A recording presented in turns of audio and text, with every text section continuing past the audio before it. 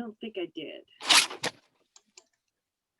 Let's see how many people. Oh, we have a good amount of participants. I think we're ready to go. There, I can admit now. Okay. I'm going to go ahead and start the meeting. Hello, all. Let me get my agenda up for you. Okay, can you all see that? I hope so. All righty. So, hello and welcome to the November 14th Delegate Meeting for Interneighborhood Cooperation. I'm going to call the meeting to order. I just want to remind everyone, please mute. Just a couple of things just to start off. We will be having a December delegate meeting, and part of that is kind of a second half of this meeting, because I think we'll have to deal with a couple of issues that come up today on the meeting. If you see the agenda, they're kind of heavy topics. And so we want to make sure that we give them the weight that they need. And we want to make sure that we have an opportunity for everyone to comment or feel heard and validated. And so part of the issue too is I want to tell everyone, because of topics that we have on the meeting today, I really want to make sure that everyone is respectful of everyone else, and we listen to disparate conversation, and I want to make sure that we can move INC forward as an agency, as a cooperative neighborhood organization, and we work together and we move even further into the 21st century in this weird world of COVID. So I really appreciate the attendance today. I think we'll have a great meeting. I want to go ahead and present our moderator today. So I think all of you who are on the Rethinking, who came and watched Zoom on the Rethinking the Police, may have met Juston Cooper. Juston, and I'm just gonna, reintroduce you. He actually has a little bit of familiarity because he's been to INC before, and he was here when this motion was presented the last time, and he works a lot in the area of racial justice because of, the area of work that he works in. So, we thought it would be a good person to have as our moderator today. Unfortunately, he has another meeting today at, 10:30, correct? And I'm Hello? trying, and Yes. hi, if you're on, can you please mute? Can you please mute? Thank you. Yes. Hello, can you please mute your phone? Okay, we'll just have to mute you all. I didn't understand. They're all completed. Steve Neeson, can you mute your phone? Can you mute Zoom? Because we can hear your conversation. I think I have the wrong motion up. So I am going to go back and get the first one. I think I have the wrong one. Juston, do you want to take over and introduce yourself? Absolutely, no problem. Thank you, Loretta. I sincerely appreciate it.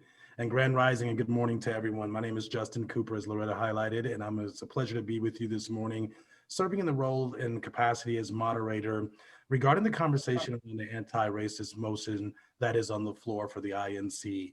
I think this is a very important issue that you guys will be discussing this morning, and I've been brought up to speed on the context behind how you guys got here from a triggering event. And so I'm looking to moderate in a in-depth discussion, right? And hopefully, based upon the discussion that we have today, it gets you closer as a committee and as a board to making the decision to vote on this particular motion that's on the floor or not.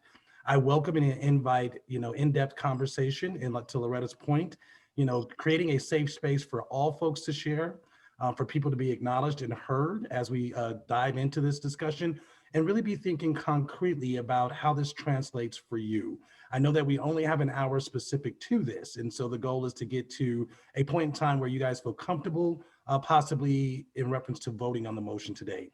So it's going to be a pleasure to be with you this morning and have this in-depth discussion, and I'm hoping I can add value to helping you guys get there. Thank you. Thanks. Adrian, are you on? Hello, Adrian, can you unmute? All right, I don't hear Adrian, so I'm gonna go ahead and read, for those of you who may be on the phone, I'm gonna go ahead and read the motion as was put forth. Denver Interneighborhood Cooperation, INC, is an anti-racist and is against all forms of racism. Can you hear me? There you are, Adrian. Okay.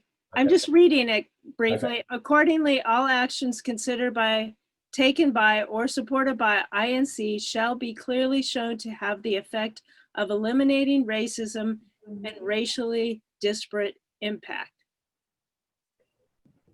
Adrian? Yes, thank you, Loretta. That is the original. I note in the comments that there are other versions that have been proposed, but this is the motion that is in front of us. And I would like to introduce it by stating the rationale for this motion in this form. First, it is a statement of principle. As such, it does not speak to process. How we implement the motion is appropriately left to the INC membership, each INC committee, and the INC board to work out and codify as we go forward with our programs. So there's work to be done here. This is principle, this is not method. Second, it is a statement requiring action. As such, it does not have any flexibility. Wherever there is flexibility, it can be used to avoid action. Indeed, the long history of state-sponsored systemic racism has been fueled by and supported by racists taking advantage of flexibility in laws and regulations. The phrase, quote, shall have the effect, unquote, is thus carefully chosen. It is a requirement, not a suggestion, because suggestions are rarely effective. Third, it's a comprehensive statement. As such, it applies to all forms of racism. This is a wide net, including racism based on color, ethnicity, religion, economic status, gender identification, language, social status, heritage, tribe, intellect, appearance, health, profession, sporting prowess, acting talent, politics, housing, transportation preference. The list really does go on. In short, racism is here defined as discrimination based on differences. This motion therefore requires that INC shall take actions in all it does to eliminate discrimination based on differences. Let's be clear, the motion does not call for the elimination of differences. We can and should continue to glory in our differences. Fourth, this motion should not be amended. This is not to say that all INC members will consider that the current motion is perfect, because it can never be to all simultaneously. So attempting to amend it until it is perfect will result in permanent prevention of its passage. and delay is one of the most effective tactics that has been used to prevent the adoption and implementation of anti-discrimination legislation. In consideration of this rationale, and in the name of all who insist on eliminating racism and racially disparate impacts, using all of the work done by INC, we offer this motion with pride and hope.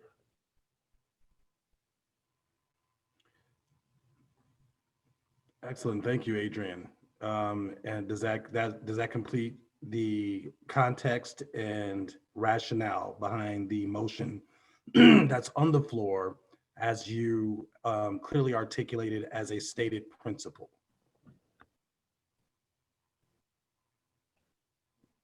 I think that's a yes.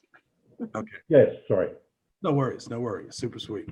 And I appreciate that, Adrian. And as the members and delegates here on the call have heard this stated principle, it's my understanding that there actually has been discussion, right? There to the point of the context of, I always like to start with what got you guys here. I think that's vitally important, right? And it's my understanding that there was a triggering event that sparked this conversation around the INC's frame lens of how you guys are looking at anti-racism, whether it's as a principle, as a statement, the motion that's on the floor, policy, practice, and procedure, or not process, right? And that triggering event sparked some conversation. It's also my understanding that there are various opinions and perspectives about what this means for the INC, right? And how does it actually translate into day-to-day operations, programs, committees, and furthermore, the interfacing with the outward facing with community and the work that you all. And so I wanted to provide that context in reference to what I was brought up to speed on as far as this motion that's on the floor today that was clearly articulated, the intent and purpose behind the motion itself. With that being said, provided our time frame, I would like to open it up for about 5 to 6 minutes for opinion about the things, the statement itself and the rationale behind what you heard. And what I want to encourage is people who are really sitting on this, who have been intricately involved in this conversation, have formulated a perspective and opinion about what it means for the INC. And so we are at 9:17, and so I want to open it up to about 9:25 at the max. And based upon what you just heard as far as the intent, purpose behind this particular motion, please share a perspective that you may have. And also, please put next to your name your RNO. Sorry about that, Justin. I have to add that. Absolutely. Is there anyone who would like to? I'll speak up. Okay, great. Jason. Hi, Jason Horniak, Chafee Park. Good morning, everybody. So at the last conversation I witnessed of this motion, many people were concerned that the motion would be used to weaponize claims of racism, but I think that really misses the mark. The fact is, we were all born into, raised by, and often benefit from an institutionally racist system. So no matter what we think of ourselves, our circumstances make it impossible for any of us not to be racist. So only after we move beyond denial and admit this can we begin to fix it. So unless we are actively trying to dismantle systemic racism, we will continue to be complicit. So I think we need to look at this motion more like a tool, a constructive tool, and not as a weapon. So we could use this tool to acknowledge and understand how our actions and positions perpetuate racism. If we are afraid to admit the role we play, then we are the problem. If we want it to end, we have to look inward and actually do the work to dismantle the system with the attention and intention that will come from this motion. So I hear a lot of talk about this group claiming to want to reach out to more young people and people of color and other groups.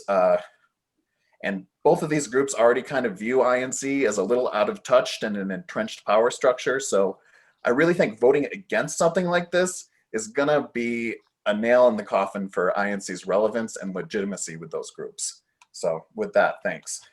Excellent, Jason. Thank you for sharing that perspective. And I want to identify a key essential component of what Jason just shared that I think is an interesting moment for this particular group.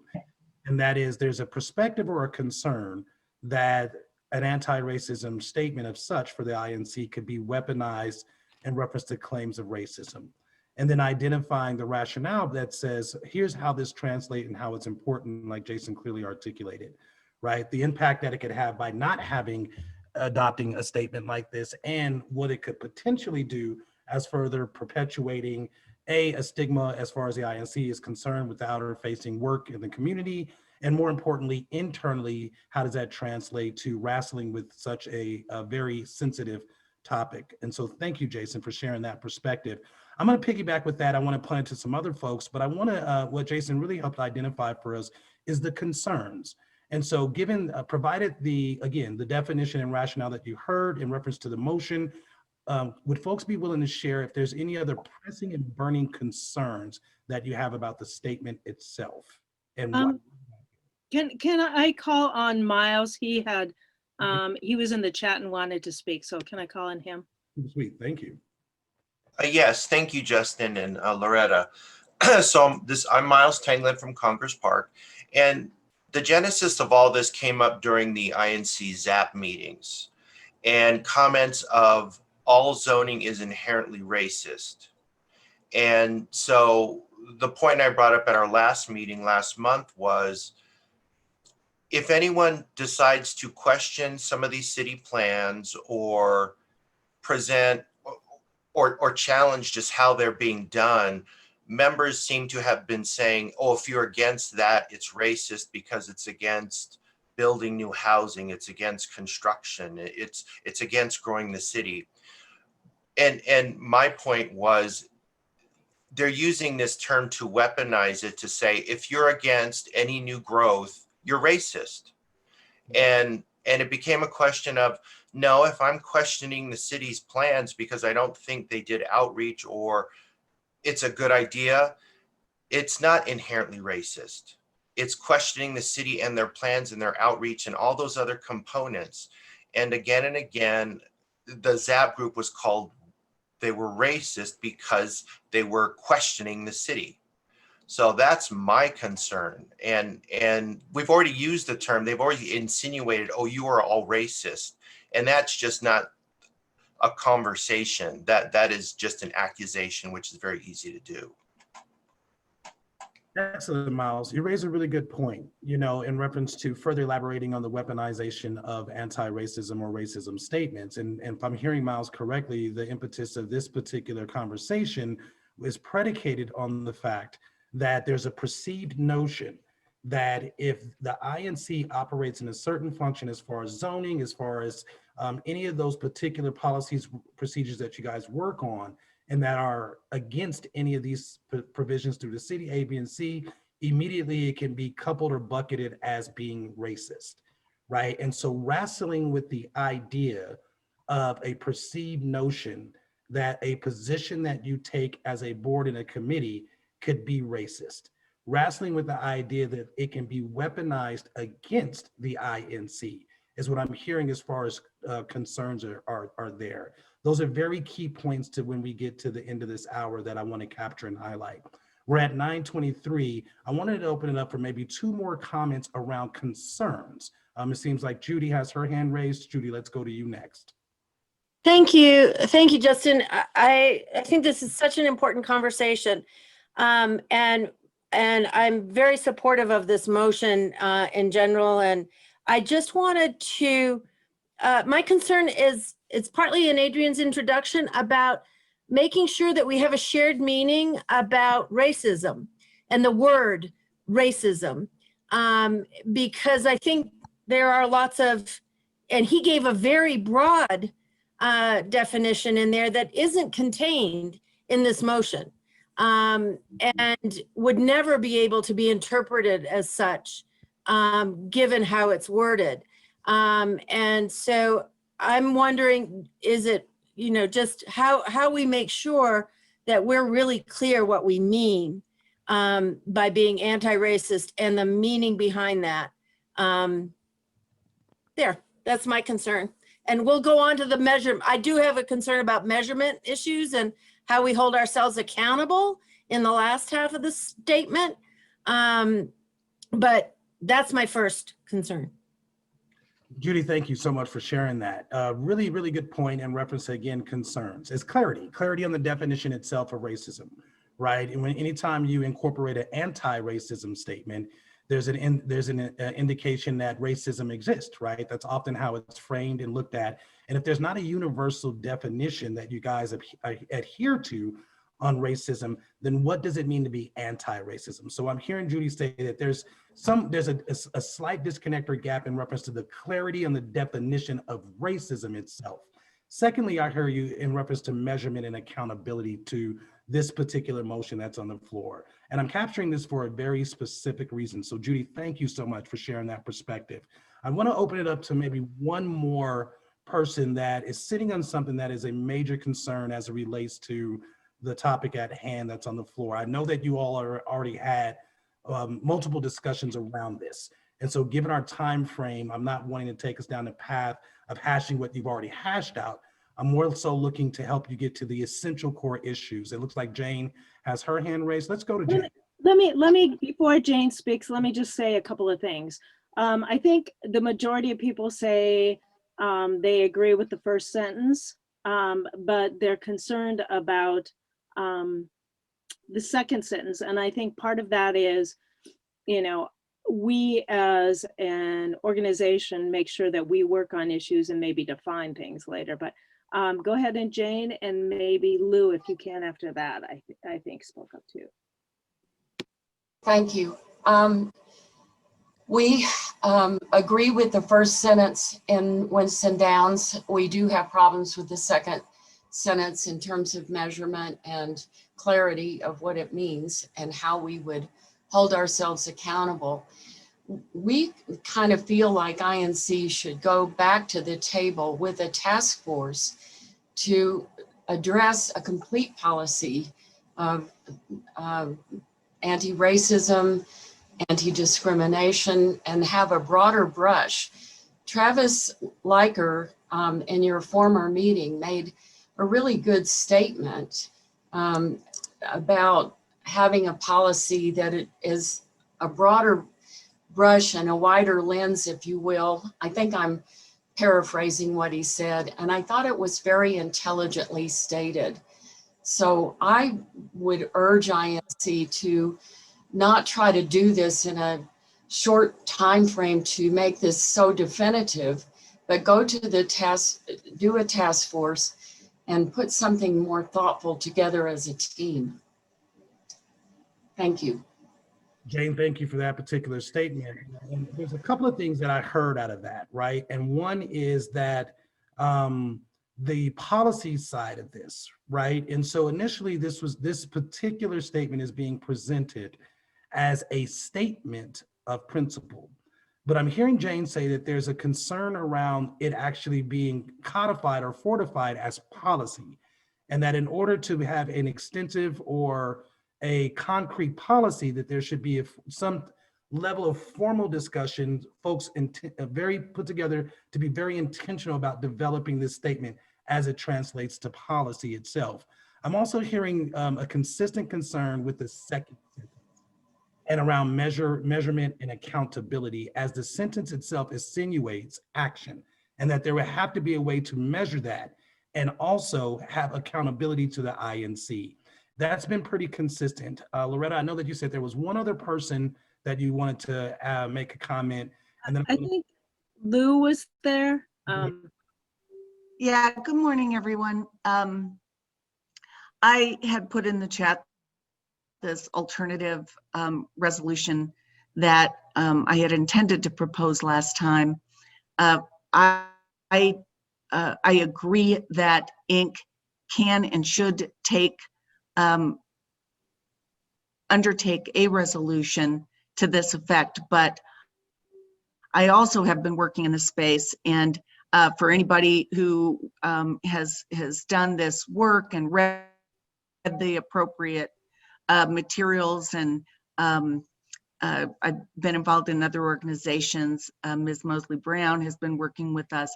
I think the problem is, if you really dig into this, and I'd be really anxious to hear Justin's position on this, is that we don't want to inadvertently do something that would, in effect, really change the way that Inc. works. If you're going to do that, you have to go back to the bylaws and the organizational structure. And while I applaud this approach, it is not worded as simply a statement of policy. It is worded as a statement of action. And many other organizations, large, responsible organizations, are undertaking this work, but it is not a simple task to put something out there that would really dictate what has to be done. And there aren't organizations, and Justin, I'd be anxious to hear your position on this, but usually these things are undertaken, as one of the prior speakers said, with a lot of insight. And I don't agree that we've had these conversations with the majority of Inc. members. I don't think that this has been up for a long discussion. This was brought at the end of a very busy meeting, and I don't think we've had appropriate impact. So while I applaud the efforts to get to an anti-racism position in every aspect of our lives, I don't think this works for Inc. And I think it needs some additional work. And in the chat, I did put something out there that I think really is a statement of where we want to be, but does not hamstring actions to be taken by the organization. Thank you. Lou, thank you so much. Very profound insight. And there's a couple of things that I heard in that, and I appreciate everyone's participation and sharing your perspective. Like I said, I know that you all have had several discussions about this as it came to be for the INC to wrestle with. And Lou, if I heard you correctly, there's a couple of things, right? One, the statement itself indicates action, right? And secondly, the statement itself can inadvertently impact the business operations of Inc., of INC. And considering that there is an inference that says this statement can impact action and how we operate, there hasn't been enough comprehensive discussion by all members to weigh in on how the statement could potentially drive the actual work moving forward. And if it's aligned with ultimately the culture of INC. And so I've heard a couple of things in reference to the statement now and the concerns that you guys have in wrestling with this very important issue of anti-race, right? Considering the climate itself. Lou, to your question around my experience in seeing other organizations wrestle with this, absolutely, I want to applaud you all.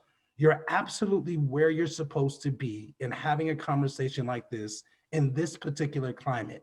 Although at times it may feel contentious, there's various opinions, and how we get there is being discussed. Several organizations that I interface with at multiple levels of from reform work to local government to et cetera in different industries are all wrestling with this same thing.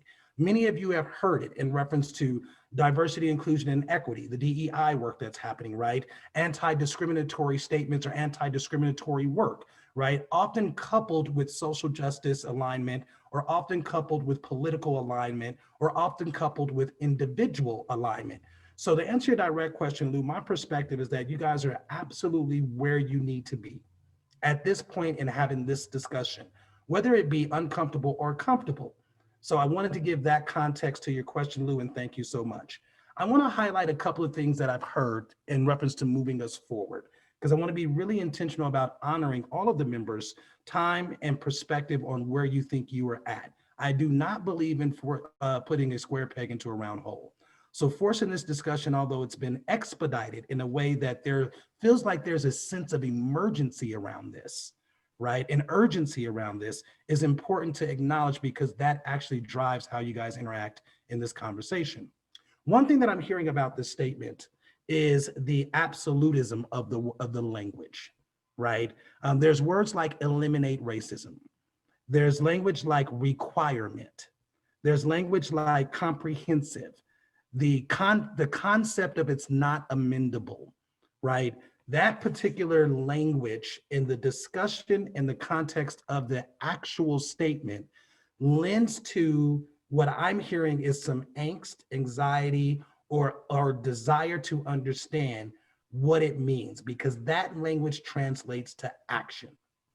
However, to Lou's point, although the statement itself has a lot of action orientation and obligatory language, it's being presented as a principle. And my understanding of principle statements initially are designed to set culture, not operations. So you guys are at a position of making decisions on something that sets the cultural tone of the INC. The statement itself, if I'm an outsider looking at this statement on your website, the first thing that I'm going to comprehend or digest is this how the culture of this organization operates? Does this statement set the tone? The second piece you're looking at making a decision on is how it translates, right? So if that's in decision making, if that's an evaluation of your committees and the policy that they're working on, is that the lens in which the work is looked through is the second lane in which this statement is going to have to be understood. So you have culture tone that it's setting, that there seems to be already a general consensus that an anti-racism statement is needed. B, is that a statement or is that policy? Because policy actually dictates your operations, not a statement. I want to discern that for you. The third thing that you're looking at in decision-making is what is the impact of this, right? Whether it's weaponized, inadvertently insinuating something else, right? Out the community's response to the INC adopting something like this.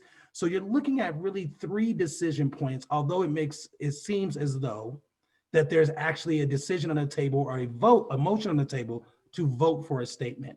But there's really 3 things you're deciding. The culture in which we operate forward, that shared agreement and consensus, policy, how does this translate into our actual practice? And how does this impact the work that we do and how we're perceived? So I wanted to kind of summarize what I was hearing and ask this question, because I'm also hearing some concern around the process of this. There's really 2 conflicting things. There's 2 things happening that are conflicting. There is a consensus that we need to have something now. Then there's a consensus that we need to deliberate this more, put a process in place, and really make sure that everyone has a solidified understanding of what this means. So that's the 2 competing interests that's occurring on this call today. So I'm going to speak to the first interest of the sense of urgency of having a statement now. And I'm going to ask for the next 5 minutes, folks who are in that position of saying, we've discussed this several times, there is a consensus that we need something like this. The intention is to vote on something like this today. We need to move now.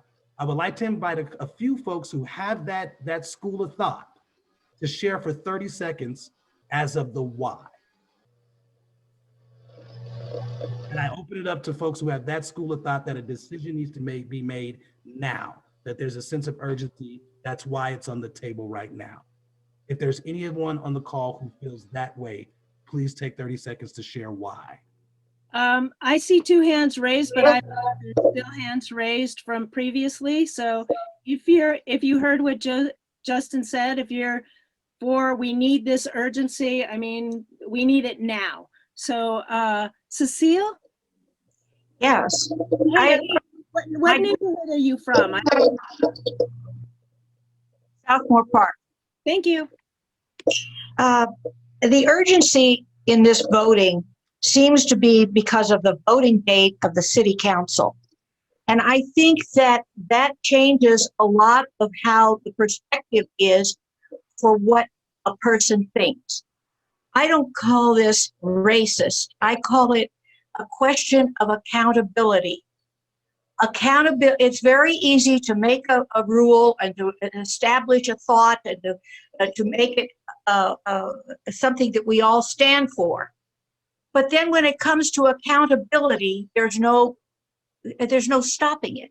There's no change of it. There's no ability. Wait a second. I want to stop you just because I'm really confused, and maybe you can clarify, because we're talking about racism, and part of racism is due to, you know, the issues and the things that have come up a lot this summer. Justin alluded to it, and we're talking about the issues of. Right, but this can lead. No, let me finish my sentence, please. And we're talking about the issues regarding, you know, George Floyd, and issues of racism that have come up. So is that what you're talking about, is what I want to know? This voting from a group of people on a subject can also lead to a problem with the city council coming up with changes in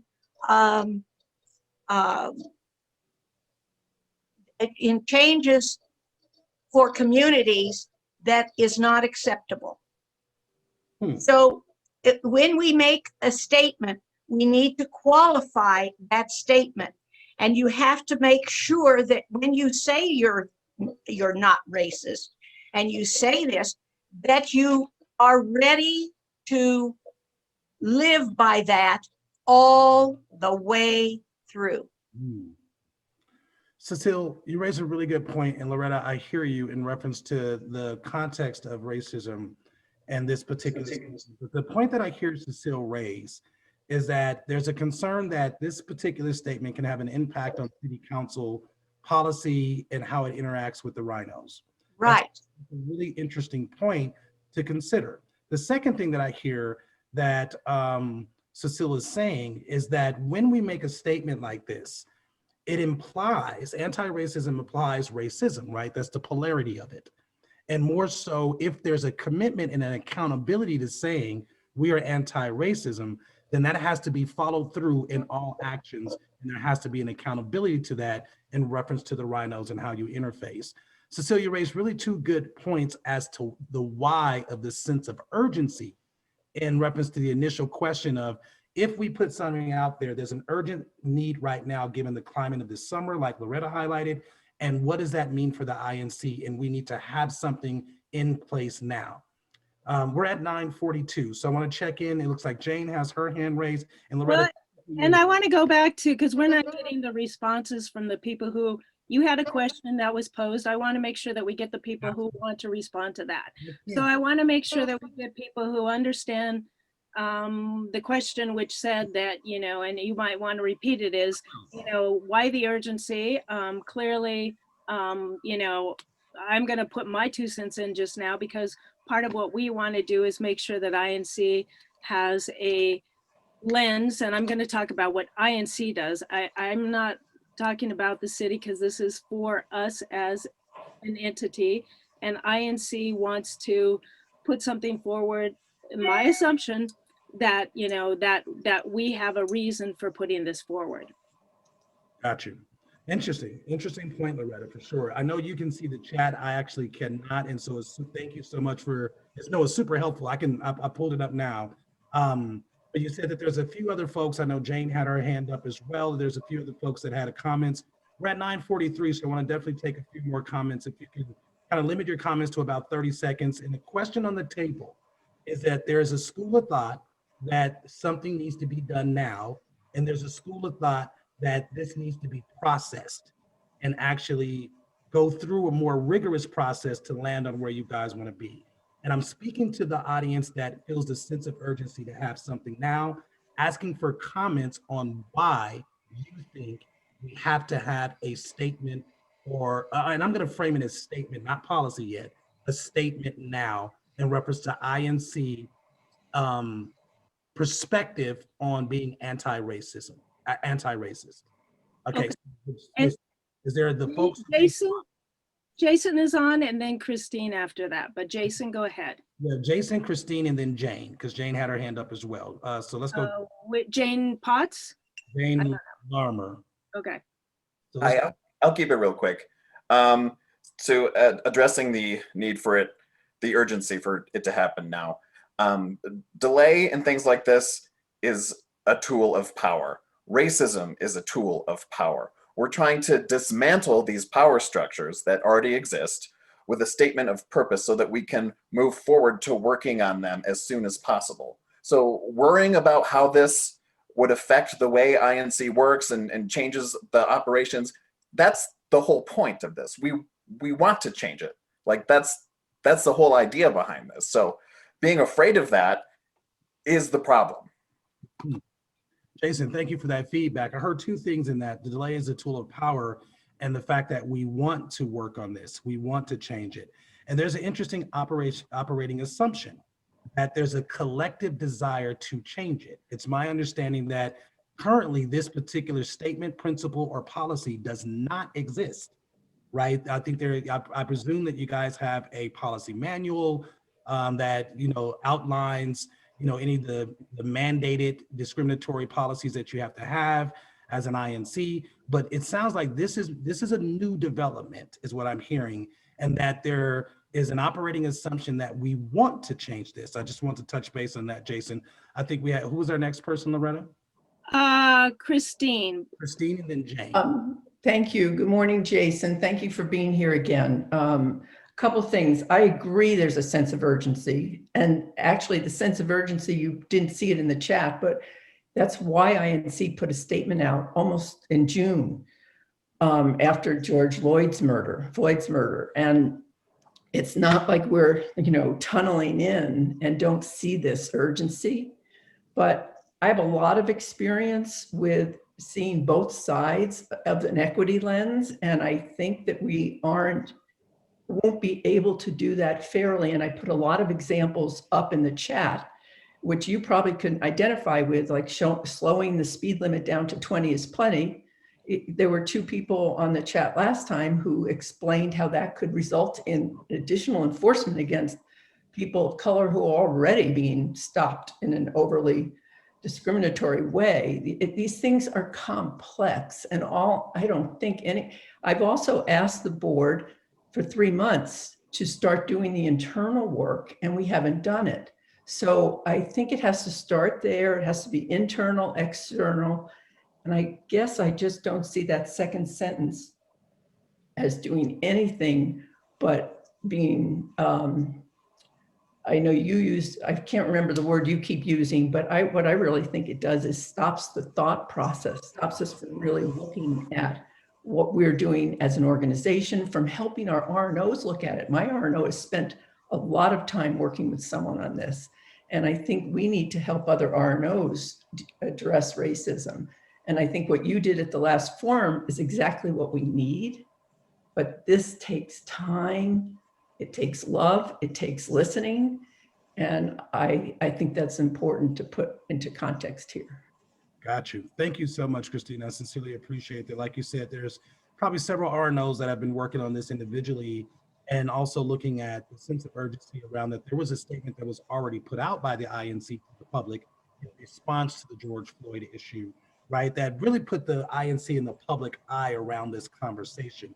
And so therefore, the fact that there was something already put out there and there has been discussion, that you guys feel you're at a point to where decisions need to be made, that's that school thought around the sense of urgency. We'll go Jane briefly, we're at 9:48. And then I want to hear from a few folks that we've kind of already heard about the process itself, but I want to hear from one or two people that says, hey, delaying this means this. So let's go, Jane. Well, and Jane, Okay. be brief. You have interrupted me 3 times, Loretta. Jane, please be brief because we have a ton of other people. Okay, thank you. I will. With respect to the urgency, I have maybe a solution. The sentence number 1 seems to be accepted by most people on this call. And so we could move to accept sentence number 1 to meet a statement that would satisfy urgency, and then go back to the table to develop the rest of whatever we're going to make as a statement, and take more time to do it more thoughtfully. Just a suggestion, not a motion. No, absolutely. In reference to your suggestion, as far as a sense of urgency, again, we're, in the breakdown of the actual proposed statement on the motion, it seems like there's definitely discussion around this first sentence and second sentence and what they both mean. Jane's suggesting that the first sentence could be a general statement that addresses anti-racism for INC, and working the second part of this statement to really flush that out and see what that means. I want to at least hear from two people, and we've heard kind of the sentiments around why this needs to be worked out more and flushed out more, the impact that it could actually have based upon the statement itself. I want to hear from one or two more people on why you think, in 30 seconds, please, what's essential to kind of delaying this process in this moment and coming back to it with a different process. Joe, did you want to speak? Thank you. Thanks. Great. Thank Joe you. Untitled, City Park West. We have had a lot of experience with this in the ECAP process with the city. And here's my take. Just because something is written down doesn't mean it's done. I mean, write it down, get moving. You can always change a policy. But my experience with this is that there is racism by elimination. And I'm fearful that that's what we do in our R&Os. I'm fearful that's what we do in the city. I'm fearful that's what we do in just policy in general.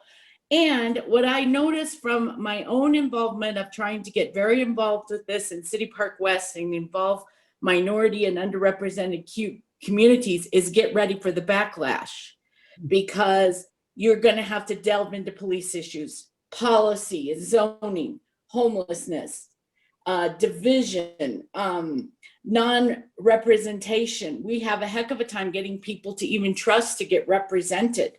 So then somebody says, well, your representation is racist because there's nobody involved. And so there is a ton of stuff that goes with this, but I am telling you, as an interracial family, we don't have time to mess. This is now is the time, front and center. Let's just make this statement. And I know for a fact that that doesn't mean that's where everybody's going to fall, but I know City Park West is going to make every attempt to do that. Gotcha. Joe, thank you so much. I mean, very important and perspective on thinking about the timing, what's currently happening, and what it translates to. What I mean by that is the minute that this statement, if I heard you, Joe, correctly, is made, then it causes or it has the INC and the rhinos have to interact in the key issues that's happening in community around race, like policing, like incarceration, like housing, all of the things that your committees work on, disparities in education, disparities in zoning, all of these things that you're currently already working on. This statement solidifies how you're going to engage that, if I heard you correctly, Joe, and that could be a concern, right? So we're at 9:52. This is very helpful, and thank you all for your courage, right, and your transparency and your authenticity in sharing. The bottom line is that there's a motion on the table that is asking the INC members of the rhinos to to have a vote to adopt this as a statement of principle, and how does it translate into policy? So what I am hearing in the wrestling of this issue is that the discernment on, is this a statement and what does it mean? And is this actually policy in how we practice and operate? And that's where there's the potential conflict. And there's suggestions to say, let's do a statement. We could wordsmith the statement itself to have something out there to satisfy the idea of getting something done. Then we could work the procedural part of what this statement means as it relates to the R&Os and the committees. Those two things, so I'm definitely going to come to you for sure. Give me one quick second. Those two things are at play. Here's what I can share with you from my observation and listening and helping facilitate and get you guys to this point. And that is this. One, I am hearing that you are bound by the language in the way that this statement is presented, that is obligation, the fact that it's non-amendable, the fact that it's requirement, the fact that it's comprehensive, but there's a demand of action, which is causing the angst in eliminating the option of being nimble and the flexibility. I don't think you guys can arrive at a conclusion on what this statement will be until you understand that that is not the case, until you make a decision. Let me reframe that. To Joe's point of the flexibility of this, what I encourage and invite you guys to consider is that the climate is ever changing. The issue of race is as nimble and flexible and fluid as the statement that you will make. That if there's not a compelling desire to cement this as if though it's law for the INC, yet there's flexibility in the statement that invites the culture of what you guys do, is a different perspective on a statement around anti-race. That's the first thing I invite you to consider in making a decision like this. The second thing I invite you to consider in making a decision like this is that an anti-racist statement does not imply or insinuate or indicate that the INC has folks who are racist. That is the often purview of when their anti-statement, racist statement is made, it indicates that there's racism that's happening in the INC.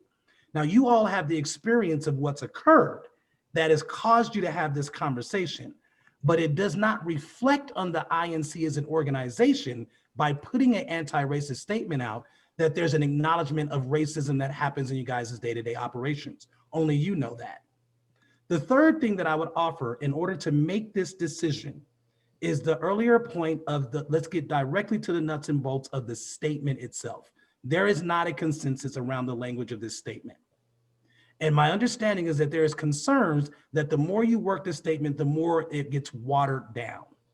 There's a school of thought that says it'll get watered down if we keep wordsmithing it, changing it to meet the needs, but there is a common ground that has to be landed on. This statement has to reflect, not obligate, but reflect a cultural understanding and principle or cultural understanding of the INC. So however you work it, whether you committeeify it, spend the next 90 to 120 days in a committee working the language of it, process it, more importantly, something has went out that says the INC did not, around the George Floyd piece, that's brought attention to you. So really what you're looking for is a statement of understanding. Get the discernment that I just made. A statement of understanding. As an outsider to the INC, if I read a statement, it helps me understand how you guys perceive anti-race. It does not help me understand how you guys incorporate it. The statement is not built for that. The statement is to give me as the lay person a general understanding of how you guys perceive anti-racism. So I encourage you to think about it from that lens, discerning that this statement is not policy. It's a statement that then translates into the policies and practices of the INC. It does not obligate you guys to eliminate racism. In all honesty, it does not obligate you guys to confront racism in community. But what it does say is at any point in time that I, as a community member, an organization, a layperson, interact with the INC, I have an understanding on where you guys stand on anti-racism. And that's negotiated through the work. So that is a lot that I just said in the last 5 minutes. But I highlight that because I do believe that it's important to find a middle ground, that we set a timeline, if not today, or we can move towards a vote within it. My suggestion is this: I would alleviate the idea of not being able to amend the statement. I don't think that that's fluid. I don't think that that aligns with what the current times are, because times change. So I think you want the flexibility in being able to amend the statement is the first thing that I would encourage if y'all are comfortable with landing on a vote today on the motion, knowing that there's flexibility in amending the statement. The second thing that I would encourage in order to move towards a vote today is that the fact that you know that the statement is flexible and there's a consensus around the second part of this statement that needs to be worked because it translates to action, that we amend the statement today to reflect the first sentence as a statement. I'm gonna drill that into you guys, that this is a statement, it's not policy. that if you adopt this statement, then the function moving forward to the suggestion of forming a committee could then look at how to operationalize the statement. I do agree that there's time that needs to be spent from committees in the INC on that part as a middle ground. My third suggestion would be this: if folks are not comfortable today, then we set an actual timeline and deadline. I don't think the INC will be in alignment with what's happening in community right now if not making a statement, a principal statement today. I think your work speaks to your commitment around this, you guys. A statement describes it. Your work is already committed to anti-racism. That's an operating assumption that you have to wrestle through. So you won't be missing or out of alignment with what's happening in community if you don't vote on this statement today. But I do think it's important because I'm hearing the consensus that there needs to be a statement. And I'm also hearing the consensus that this cannot be belabored through 2021, right? So those are the three recommendations that I would like to put on the table today. Loretta, we're at 10 o'clock. Is one, by a show of hands, are folks comfortable, and we can do this through census or majority, are folks comfortable with voting on the motion today with an amendment striking the second sentence? That's one recommendation. Second recommendation is voting on the amendment today as it's stated and then revising it, moving it forward, right? That's the second. The third is postponing the vote today and setting a timeline, a deadline that literally says by this time we will make the decision. Those are my three recommendations that I want to propose right now, Loretta, if that's. And I just want to go back because the one thing is that we have a motion on the floor. I don't remember if we have a second on the floor, but I want to go back to Adrian. We have a motion on the floor, and since he's the mover, I have to go back to him and say, Adrian, if you're on, please let me know. Are you amenable to an amendment to the motion? It's been seconded by, nope, we don't have, I don't know if we have a second on The it. motion has been seconded by Jason Horniak. Okay, it's seconded by Jason. So for the minutes today, it's seconded by Jason. So That happened Adrian, let me know. 3 meetings ago. So you go ahead and it's your motion. I respectfully request that the question be put right now as a procedural motion. Okay. What we'll do then, we're going to go ahead and call the question. I'm going to call the question. And I need to have a show of hands. Please, if there is anyone on the phone, I'm sorry, I don't know how to get you, but I think everybody is here in person. I don't see anybody on the phone. Please go to raise your hand if you know how to do that. Please raise your hand next to your name.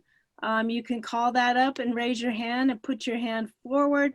We're going to go ahead and try and get a count. If you're fine with the motion going forward, you do need to be a delegate, so make sure that you're a delegate.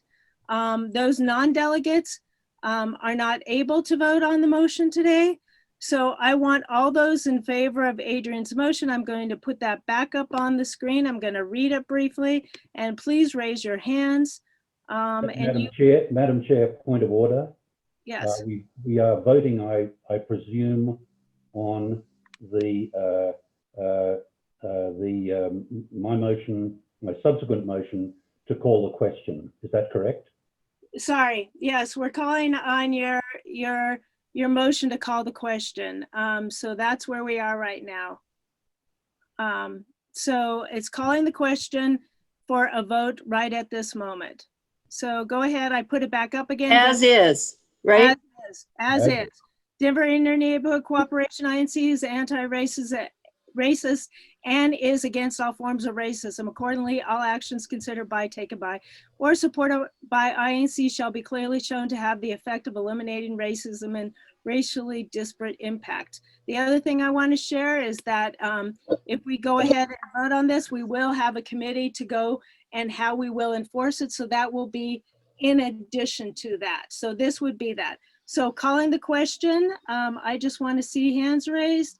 And so it looks like we have to call the question to vote on the matter right now. We have 1, 2, 3, 4, 5, 6, 7, 8, 9, 10, 11, 12, 13, 14, 15, 16. I see 16. That too. Excuse me? There are some hands raised in the chat that aren't raised on the. Okay, 16. Anyone else? 17, 18. 19. I see 20 now. Okay, 20. All those, go ahead and lower your hand now, please. Lower your hands in the. Okay, go ahead and lower your hand. Adrian, I'm lowering your hand. Okay, all of those opposed to calling the question and to having a vote, go ahead and raise your hand.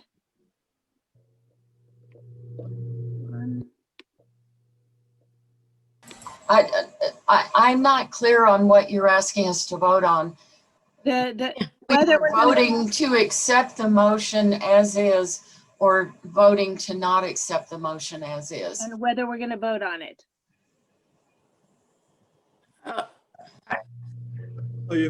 So yes. It's very confusing. Yes. Okay. The question, the thing, so the motion is, you will raise your hand if you want to vote on this motion today. As it is. As it is. Voting on the motion as is. So you're saying, yes, I want to vote on this motion today as is. That's the first one. The second. Oh, I didn't understand that because I will raise my hand. The second thing is then you will actually vote on the motion. So you're saying, first, I am willing to vote today on the motion as is. And then second, then you will vote on the motion as it is. So the first question, are you going to vote today? Okay, I think you need to redo that because Yes. I request a recall. All right, all of those, lower your hands again, please. Please lower your hands. All right. Make sure you lower your hands. So what we're doing, we're voting on whether we will vote on the motion as is. All those in favor of voting on the motion as it is, please raise your hand. So all it is saying you're ready to vote on the motion. Whether you're going to vote yay or nay on the motion itself is for later, but whether you're willing to call the motion to have the vote, okay? And again, I'm going to say that we will do more work on what the motion means afterward if we do that, but let me go ahead. 1, 2, 3, 4, 5, 6, 7. I'm counting. All right.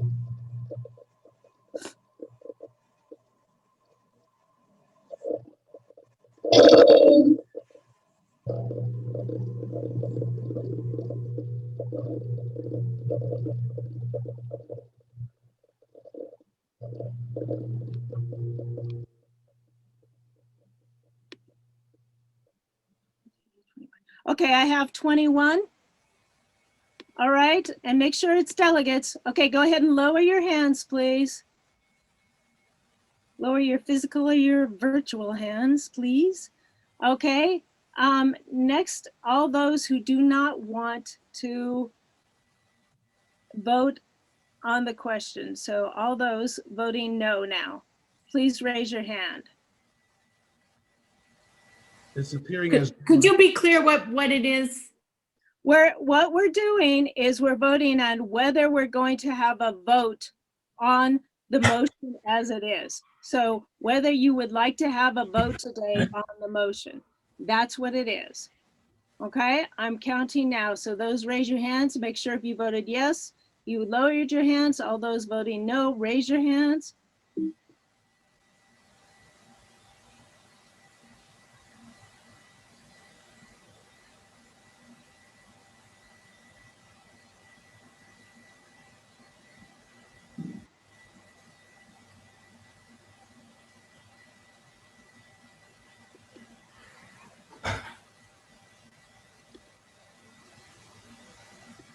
Okay, I have 18.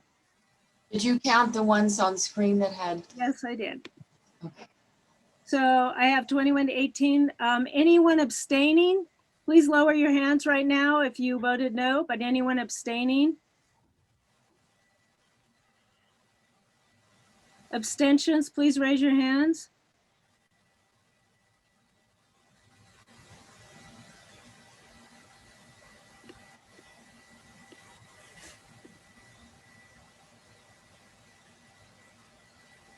It looks like I have one abstention. So I'm going to go ahead and say the motion carries. Okay, go ahead and lower your hands. All right, I'm going to put the motion back on the screen. I can't count while have the motion up, but I'm putting it back up now. So we're going to vote on the motion as it is. This is without any amendments. And again, like I said, I think what Jason gave some clarity on was to say that we can have, you know, a committee that would convene that would discuss how we would implement policies, how we would work on issues, because I think this is a lot of issues that people feel very strongly about. And I think it would be some conversation that we could say how INC as an organization would implement it. How would we work on that with our policy? Joe, did you have a comment really quickly before we go to the vote? Okay, I'm going to go on and read it one more time. Denver Inter-Neighborhood Cooperation is anti-racist and is against all forms of racism. Accordingly, all actions considered by, taken by, or supported by INC shall be clearly shown to have the effect of eliminating racism and racially disparate impact. Okay, I'm taking it off the screen now. Something to say. Sorry. No, I sincerely apologize. I have two things, and unfortunately, and thank you so much for allowing me to be participating and helping facilitate this particular process. Loretta, I'm extremely interested in continuing to work with you all if you all are interested in having me. I think there's two things at play that I invite you to consider on this next portion of the agenda and actually voting. And again, one, I do think it's very important, given what I've heard today, that this particular statement and this vote have an understanding that it's flexible. I would suggest, in my recommendation as your facilitator, is that I would not adhere to the fact that this particular statement is non-amendable. I do think, and I would advise against having that rule in play, because I think that these particular types of statements have to be flexible and have to consider being able to be amended if need be. And the second thing is, I think you have two things on the table. One, voting on the statement as is, or two, voting on a statement as amended. And so I want to leave you with that. I want to thank you so much, Ms. Loretta, Mr. Emmett, for having me in this role of facilitator or moderator. And I'm hoping that I can help with you with this moving forward. But unfortunately, I do have to go to the next meeting, my next meeting. You, Justin, you've been great. Thanks for your help. Good luck to you. I look forward to following back up. All right. Take care. Have a good meeting. All right. I have to thank again Justin for bringing his perspective in, because I think he has, you know, those of us I know who've worked in a lot of community before. I know we've all kind of run into issues, but I think he has kind of an overall perspective. So I appreciate him taking the time and being with us today. Now, we're going to go ahead and move forward with the motion as it is on the floor, and we're going to go ahead and take the vote now. And I want to make sure that everyone understands. I read it again, and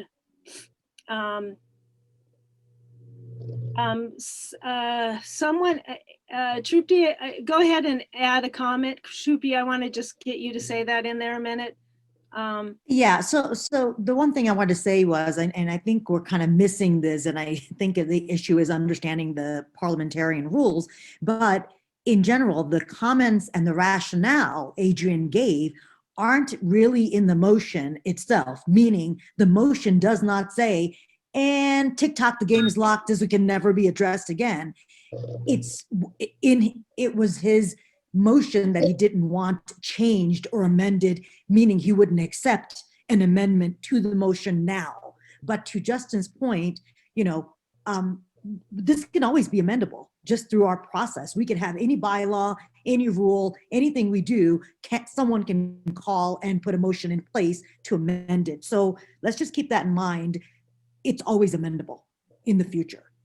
And the other thing that I want to point out, and as a couple of people have pointed to us, is our bylaws need to be updated, especially our bylaws need to be updated with the intention of electronic meetings, since we've been doing them, and a lot of other things that we need to move forward into the 21st century and have our bylaws updated. That is another process. We need to get there. But I'm going to go ahead and I'm going to call the question on the motion now. I'm going to put that forth, the motion as it was. Trupti? Yeah, Christine's question, and this is a second person who's asked this, is why wasn't Lou's proposed amendment? Because no one put I'm sorry? no one put forth a motion to amend. Correct. So there's no, I can't. That was my point. There's no motion to amend, so there's no option for amendment. We already had a vote on whether to call the question on the motion put forth, so we're voting on the motion now. If we have a counter, that will be at another time because we didn't have anybody. So I'm going to go ahead and because we're at the point of calling the question, so I'm going to go ahead and on the motion as it was. And I've read it about 5 times. So I want to go back and ask all those in favor of the motion, please raise your hand, please vote. And we will go ahead and get the votes on that. So please raise your hands. And I'm going to go ahead and count.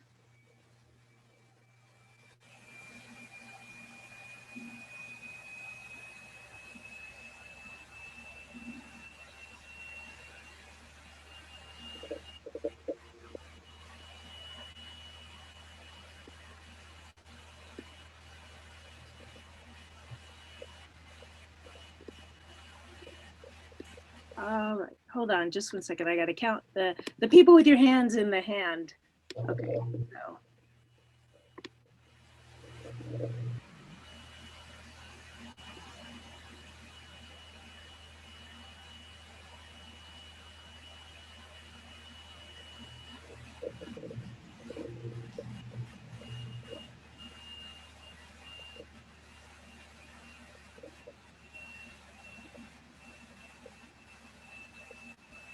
Okay, I have 20. And for those of you counting, I gave, and I'm going to make this public, I gave both Justin and Emmett my sign in because they didn't have it. So they come up as me, but they're not me because I don't think Emmett changed it. So it might look like there's 2 Lorettas, but there's really not. All right, lower your hands, please. Please lower your hands and then get those hands lowered. And then I'm going to call for all those opposed to the motion as it is right now. Please raise your hands.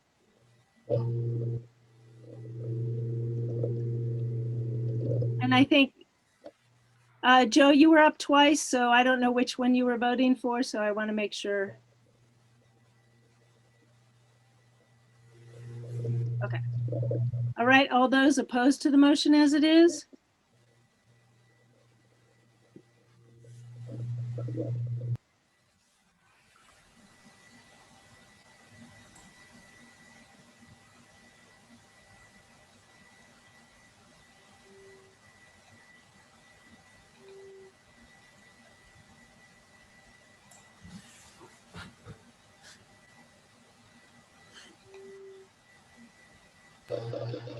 Count me in the no.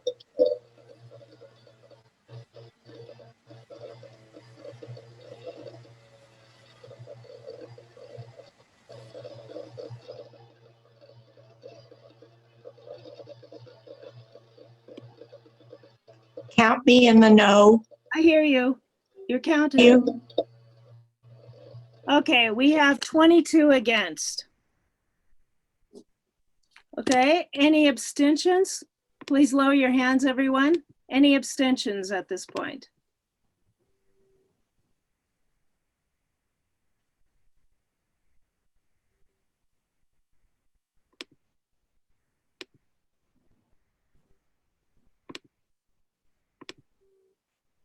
All right, there are no abstentions.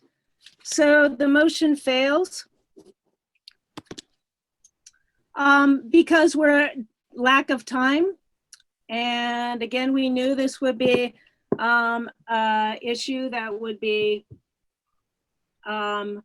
contended. We have our next presenters. I'm not going to entertain any other motions right now because we don't have the time.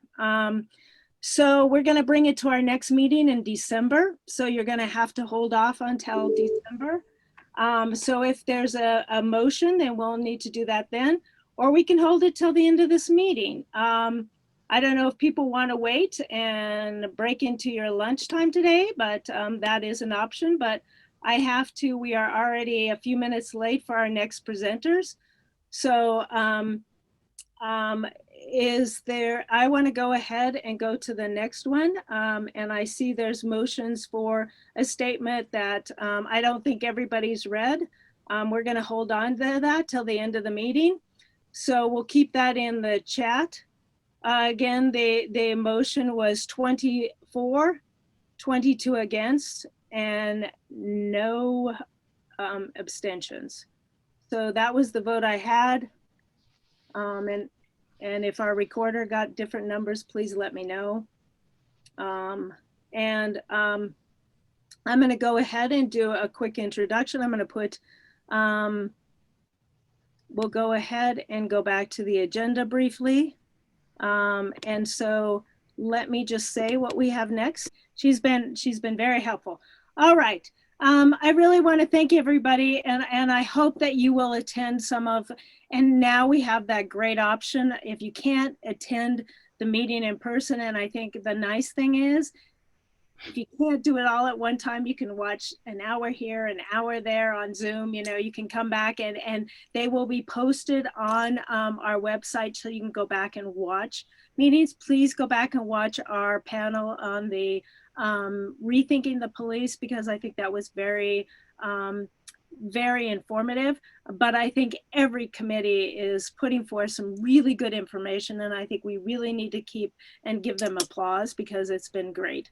I think the other thing is, I think there's been topics, sorry we had to cut short, but we knew that we had to get everybody in and involved on the R&O because timely topic, we can't wait on that. But also the issue on the anti-racism. I think having Jason facilitate was helpful. I think it was food for thought that we can talk about how INC moves forward, how we define things, how we work towards what we will be doing in the future. Again, as you heard from Trupti, we are trying to engage more neighborhoods of color. You know, the world is changing clearly. I mean, last election in 2016, there were, I don't know, a few million less people of color than there are now, millions more in the United States, people of color. By the year 2049, whites will no longer be the majority in this country. So we want to move forward and work on issues. And I think we've had a lively discussion, and sometimes not the easiest discussion to have, but I think INC, I think we know we're all ready to. We're using up time, and we are losing people if we're going to go back and vote. Christine, I don't have any motions on the floor. I need to have them spoken and not written. So I need to have a motion that has it so that we can actually put it forth. We have competing, I've seen three or four. So I need one specific one. Loretta, I'll make a motion. I don't know about the other 3 or 4, but I would make a motion to at least put Lou's amended language up so that everybody can see it and we can make a motion to take a vote on it or not, or have it go back to R&Os for further discussion. But I really do think getting an anti-racist statement is urgent for INC. And if we couldn't agree on Adrian's, maybe we can come to consensus on Lou's. But if everybody, I think, felt like it is an urgent issue, that we should try to get moving on, something that, someone has already put forth as an amended language. If there's more amended propositions out there, I'd love to see them as well. Loretta, this is Lou. Is it possible to make a motion to approve this revised resolution that I had put up?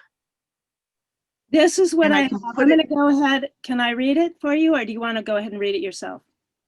You can do it. That'd be fine, Loretta. Thank you. Okay. This was the proposed alternative motion, given the issues that were raised in connection with, I just copied it directly, with the proposed resolution, including concerns regarding what metrics would be used. Okay. Denver Inter-Neighborhood Cooperation is against all forms of racism and bigotry. INC recognizes that structural racism must be dismantled in order to provide for equitable outcomes for people of color. INC adopts an anti-racist policy in which actions taken by it on Denver regulatory proposals shall be considered using a filter of achieving racial equity and equality, promoting human rights and dignity, and forging healing among all residents of Denver. All right.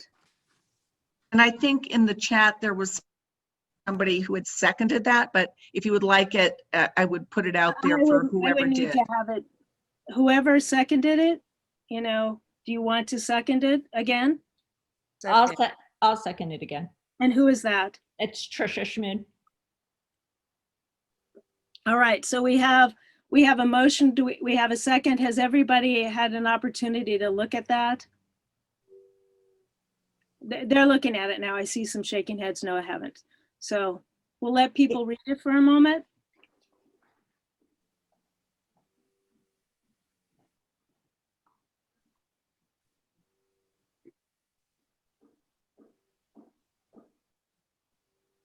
Hi, this is Trupti. So our call ends at 11:30. Is that correct?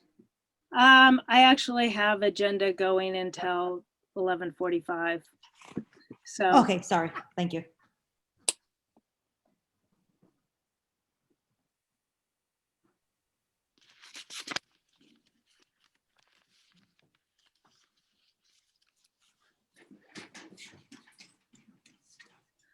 And I want to go back to a couple of things that Justin had said, just to kind of circle back to that. We did vote on the previous motion, and it failed slightly. We have this current proposal motion, and that's been seconded. It's an amendment. I think I don't know it. No, it's totally changed. It's a new motion. And then It's a new motion. And then Yeah, it's a new motion. the next option was to postpone, create a committee. My concern is this. We all see the need for this immediately, but I don't want something to be, like he said, have a date certain, a date final. That we would come back, if there is a committee, you would come back to say February, and it has to be, this is the motion, this is what we're voting on, this is what I came up with. Because I think things get dragged out and dragged out and dragged out. And I think that was the whole point of saying date certain, this is when it would, you would have that. I think, I'm sorry, I can't read I see a hand up, go ahead. Yeah, Judy here. I also think what Justin was giving us was some options about doing yes and, is if we can reach something that we think we can go, that we can put in as a statement for INC as a value statement, and then work up the policy statement that the ongoing, how is this enacted, how is this reflected in our policy, that is the work of a committee. that can't be done rapidly, and it probably has implications across INC's, both the bylaws as well as our policy statements in general. And I would propose that this state, in terms of discussion, that something more along this line is more of a value only statement and less of a policy statement, and that we work on policy. With whatever statement we go with, or however we go, I'd go for that value culture position, and then work on our policy implementation piece. Miles, I agree. next, Miles, did you have something to add? Yeah, I agree with all of these anti-racist statements. The issue I keep coming back to is in ZAP, they use this as a weapon to say, if again you're against these changes CPD is proposing, you're racist. So when I put it in that context, it's really difficult for something like this not to be used as a weapon. And it keeps coming up in ZAP. So generally, yes, these are great statements, and I agree with the value statements, but I don't know how we can put a context on this, because I know this is going to be used. Again, if you're against missing middle housing, replacing single family, you're a racist, because there should be more families living in the city. But and such generalized questions, it's very difficult to deal with in specifics such as zoning, and it has been used in ZAP, and that's my concern. And racism has been used in zoning a lot, and in funding for. I do agree with that, and that's why it's almost like a discussion needs to be talked about. Yes, I agree with that. Yeah. But that doesn't mean if you're against the city making recommendations that you're a racist. I think I want to come back and frame it a little and just say, I think what we have to say is, we don't want to say that someone is a racist. You know, I mean, that's not what we want to say. We want to say is a policy, correct? I mean, I think that's more where we're going towards, is we're looking at policies, not so much as people. So I want to go back to that. Adrian, you had a comment, and I think I might have missed someone else in there. Yes, I do. I would,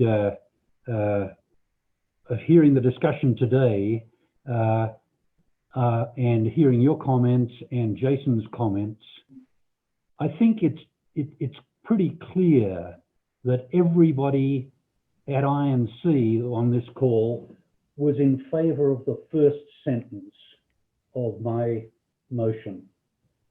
And on reflection, hearing the reasons for the failure of the full motion, I'm kind of regretting not adopting Jason's suggestion of simply striking the second question, the second sentence. So just leaving this as a statement that says Denver Inter-Neighborhood Cooperation is anti-racist and is against all forms of racism. And I like, if you can put up the the suggested new one. She had some bigotry and racism. I think might be a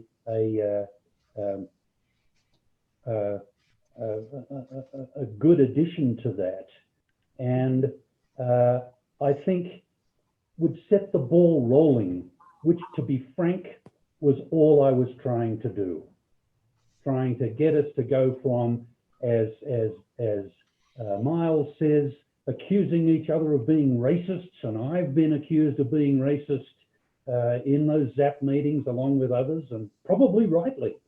And so it seems to me that this does not weaponize that.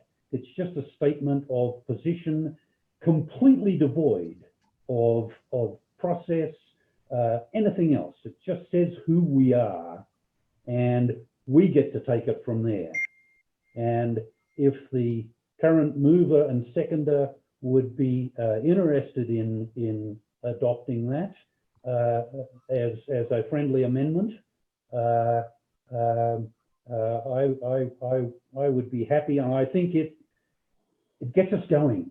And by what I've heard, it sounds to me like a lot of people on this call and in INC would be up for that.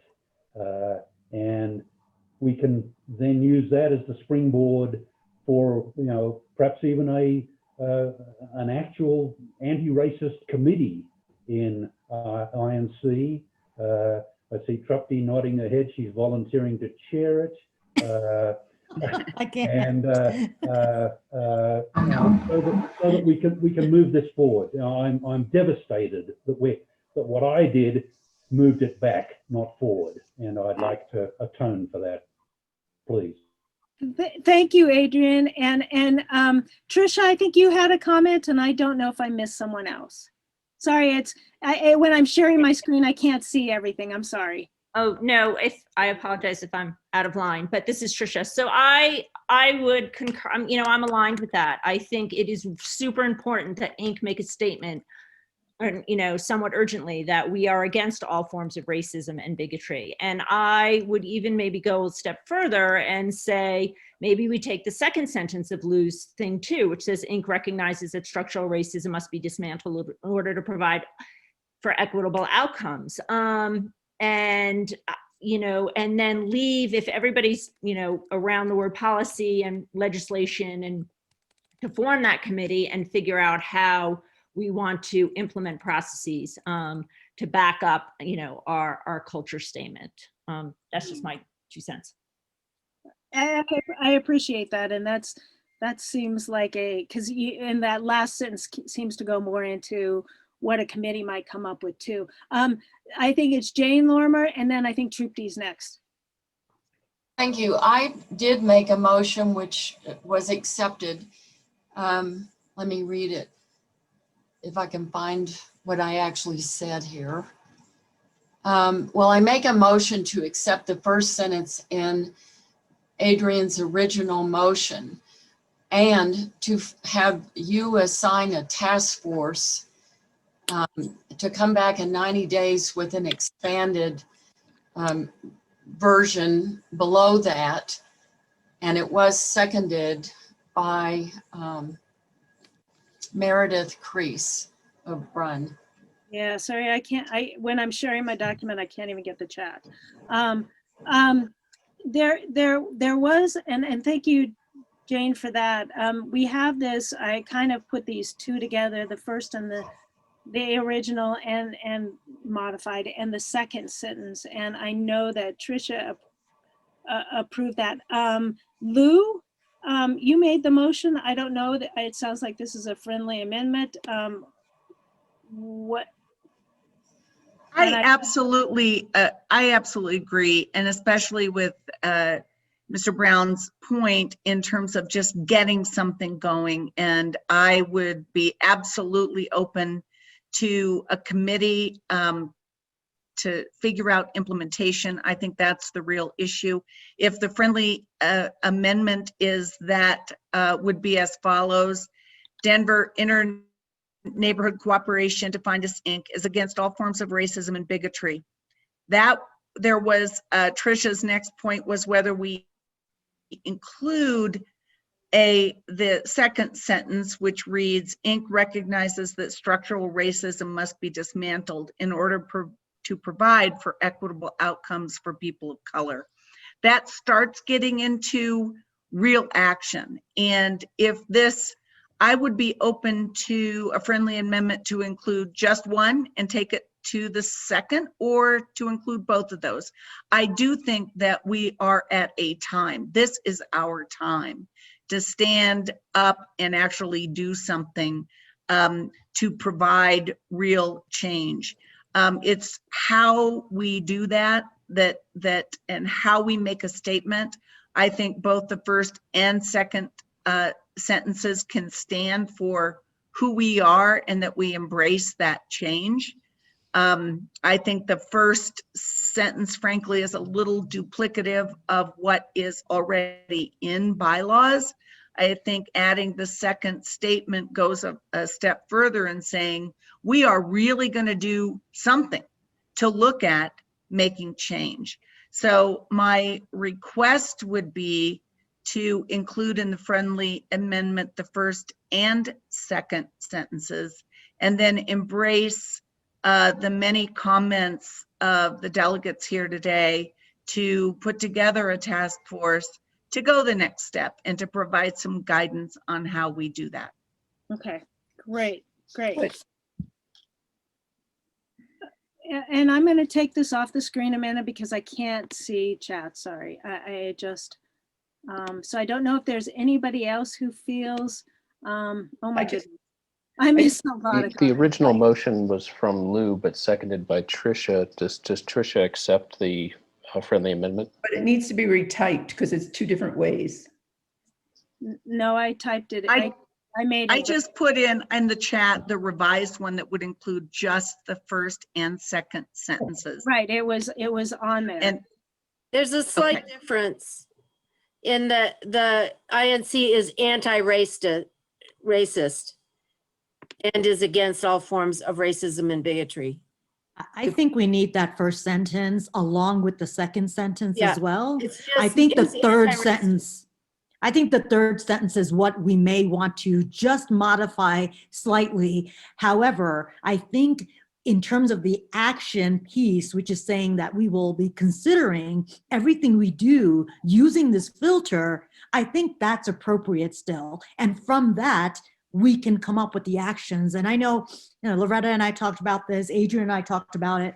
This is I think the culture and the value is what we should be agreeing to first. The committee can then work on how. And that ends up being like how each subcommittee selects people, includes people, considers arguments that are viewed through a lens of racial equity. Those are the things that we would then create into the actions and start changing how we operate.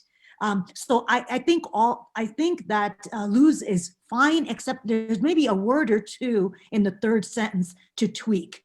And that's about it. I don't have that right now. And if somebody else has a way to do it, but I think the intention of the fact that we will do all our work through this filter, that's an important statement.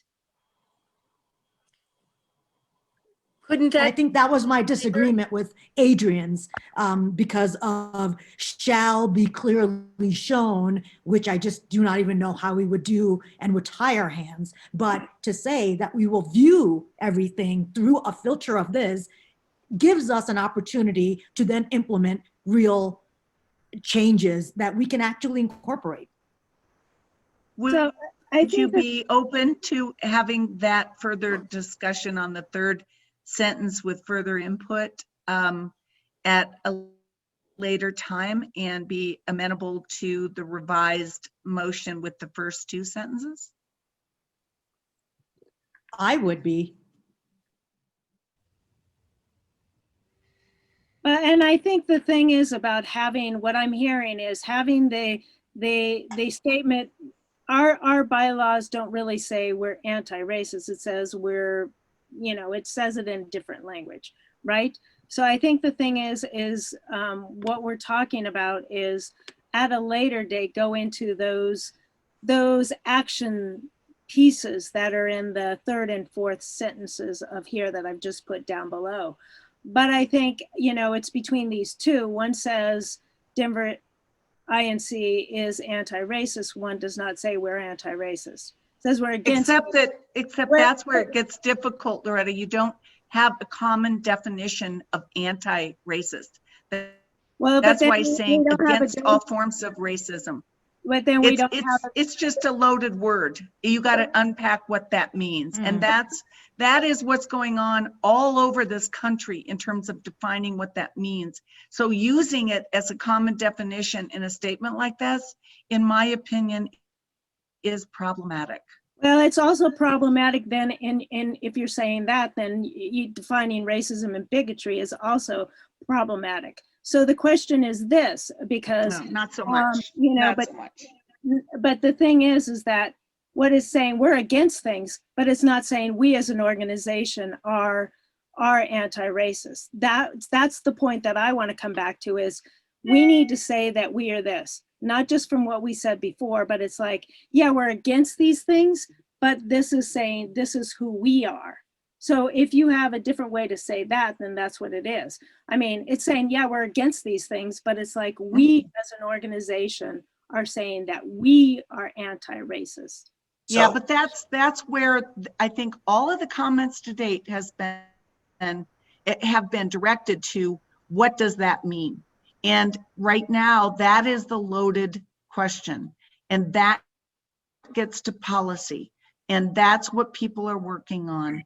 And so I think if we can live with the first two sentences as I propose them, that's my agreed friendly amendment. And I will, I could not agree to a friendly amendment with a simple statement of we are anti-racist, because it's too undefined in terms of how that's being adopted in the broader community. Okay. Can I make a comment real quick? Okay, and that'll be our last comment, because we're over time by quite a bit and we're going to keep losing more people. So yes, go ahead. Okay, so Loretta, you were on group living. If the ZAP committee took a position against group living, and there were some comments of the group living, if you're against it, it was a little bit racist because zoning's racist. So let me ask you this. I'm not going to get into this right now, because I think No. But my point is, could the subcommittee take a position against such an amendment like that without the INC saying, no, you can't go against it because that's because you're being racist by opposing it? I guess I don't know where we're going to, but I think that we have to go back to the topic at hand. And I think the thing is this, I don't want to exclude neighborhoods. And I think we end up going to that sometimes. And I think individual neighborhoods can put forth their own, but I want to make sure that we, have everybody on the same page and we're all in agreement. And we're now 20 minutes over. So I want to Point of order, Loretta. Go ahead. This is Joel. I heard Lou say that she accepted a friendly amendment and there were various versions on the screen. I didn't hear, I'm unclear what's the version she's accepting, and I'm unclear if Tricia Schmidt, as the seconder of the original motion, has accepted the friendly amendment. Thank you. Let's go back. I think that was, I think this one, I'm going to highlight it right now. Can you see the one in blue? Lou, is that the one that you've accepted? Yes, Joel. And Tricia, have you, as the seconder, also accepted that?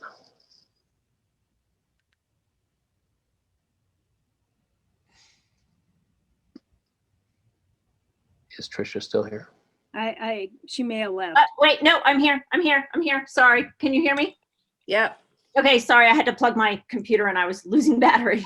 I am happy to second Lou's form as it is. I actually don't have a problem including anti-racist in the first sentence. But if Lou feels otherwise, I really would like to have a statement made. And if that's what we're all interested in, I hate to get hung up on whether we include this word or not word, because I think the spirit of both those both the sentences as proposed with or without anti-racist gets us somewhere. And I think that's really important. So to that end, I am happy to second Lou's. I'm going to call on two more people then. Madam Chair. Hold on, Adrian. Emmett, and then I want to hear from Greg and then Adrian.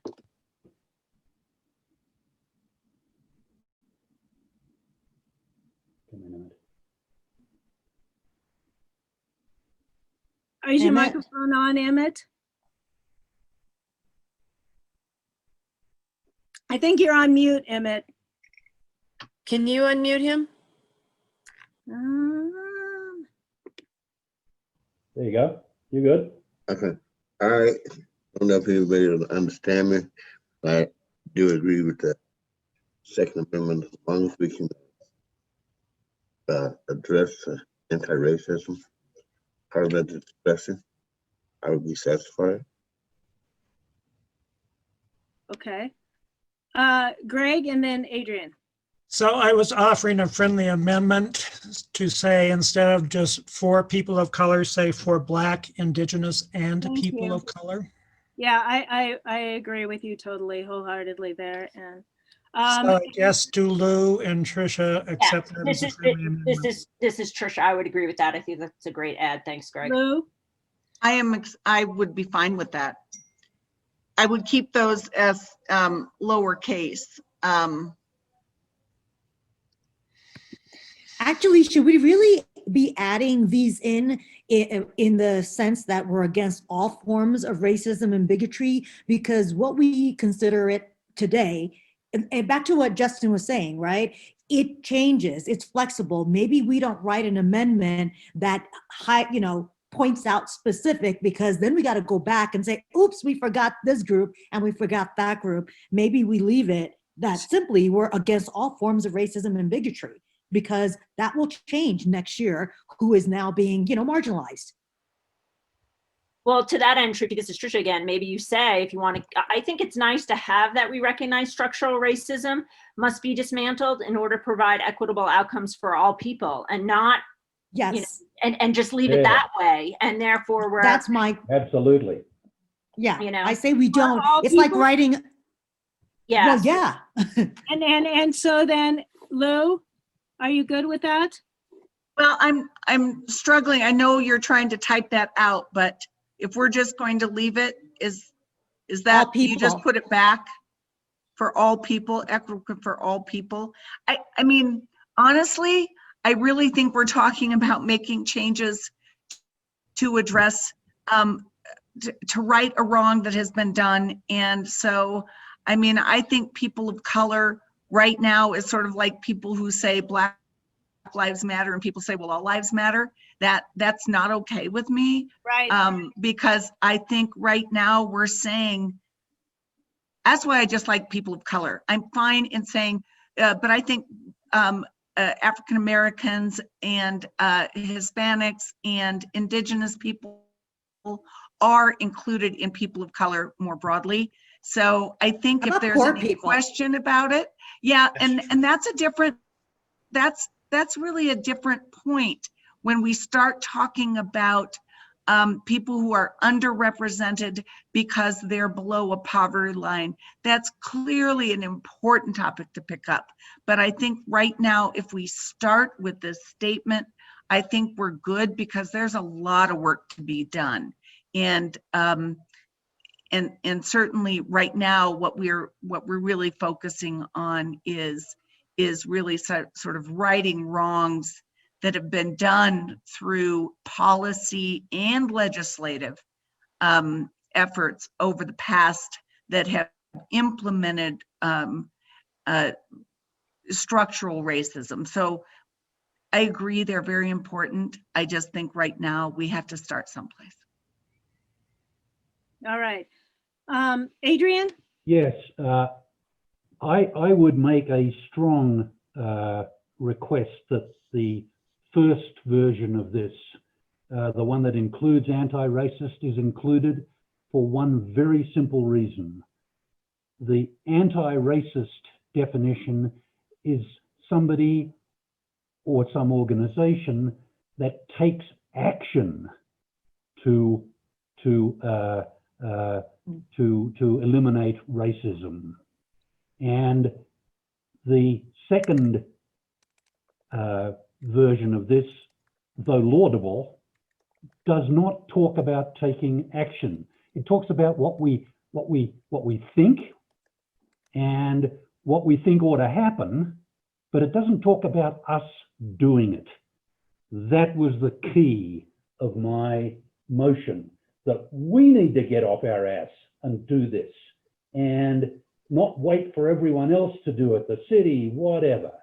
And I think that is a critical part of it, and my friendly amendment did include that, and I would request respectfully that our mover and seconder accept that. I do have a bit of a problem with the addition being limiting to those subject to racism because of their color. I absolutely insist that they be included because they're the keynote victims of our systemic racism, but they're not alone. What about the gay and lesbian community? What about the immigrant community, the undocumented immigrant community? Yep. I think just limiting and saying to all people, you know, I don't have it in front of me now, and not specify who, I think very much is consistent with actually the founding of INC, which in part was, as I understand it, driven by getting rights for people other than white Anglo-Saxon males like me into things. So I just say, I would suggest that we just cut it back, provide equitable outcomes for all people. I second that. Both of those pieces, keeping I don't want to put in anti-racist lists and of BPOC. I had 20 people, 20 groups, and I couldn't stop the list. I just ran out of room that are discriminated against. And I think if we just say for all people, and if you want to say including people of color, that's fine. But I think our focus is and needs to be much broader. Yep. Agreed.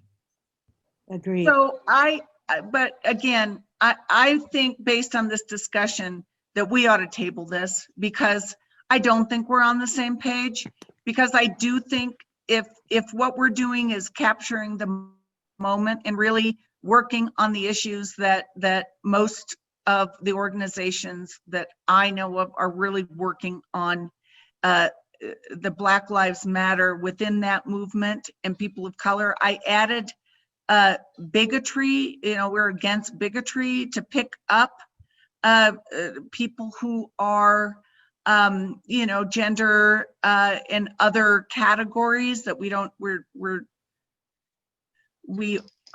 so that can be included. But again, I think that if we're taking this apart, we're going to hold the discussion about action.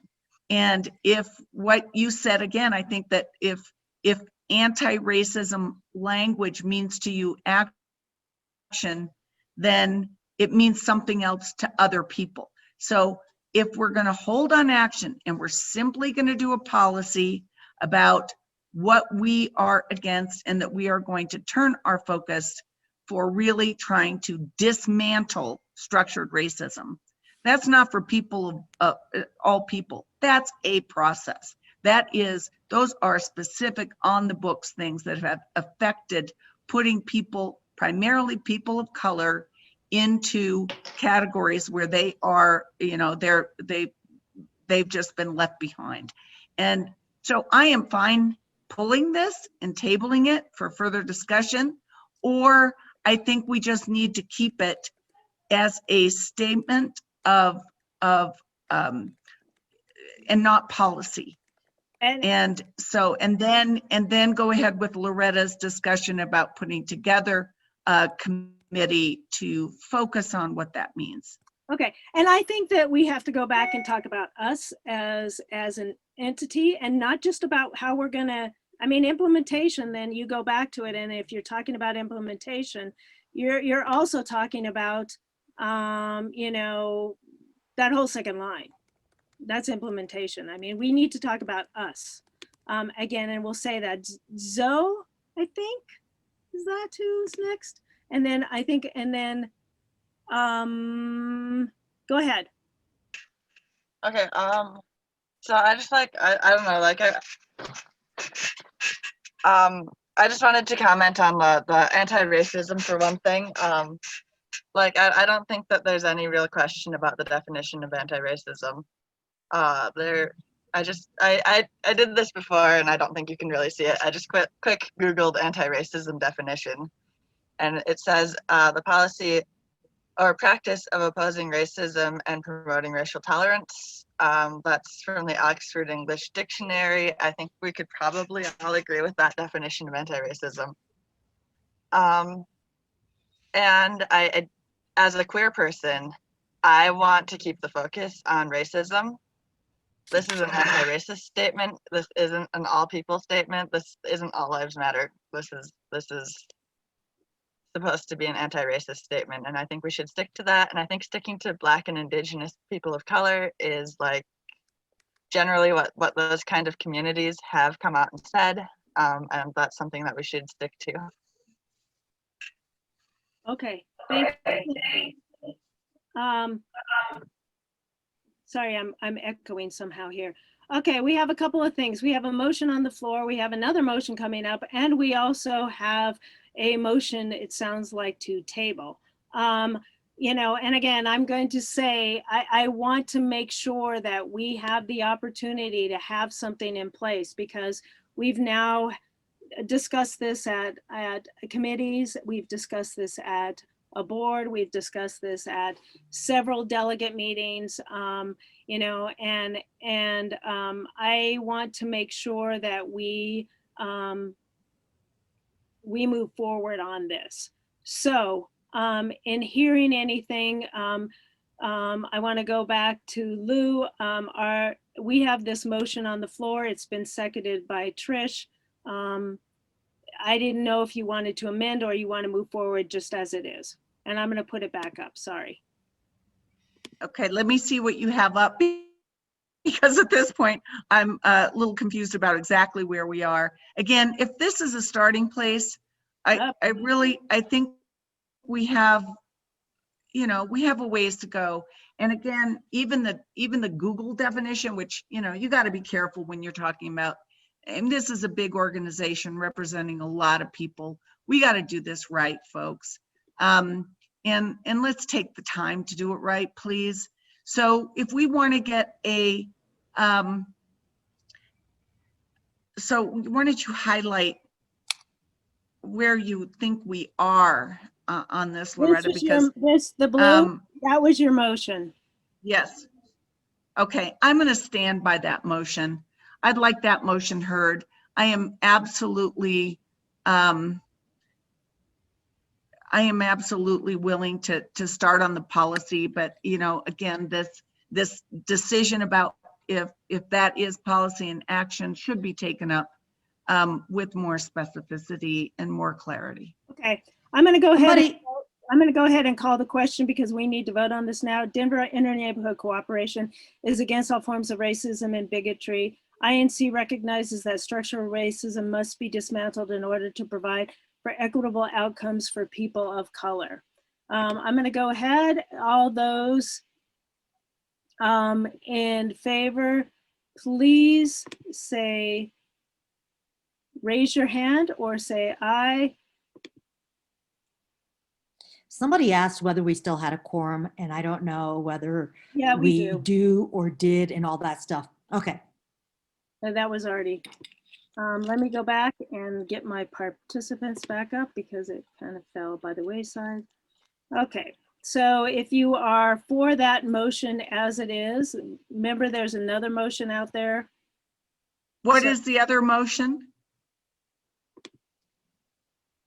I mean, if it was all in chat, I think it's been very confusing right now. So if there's another motion, let's.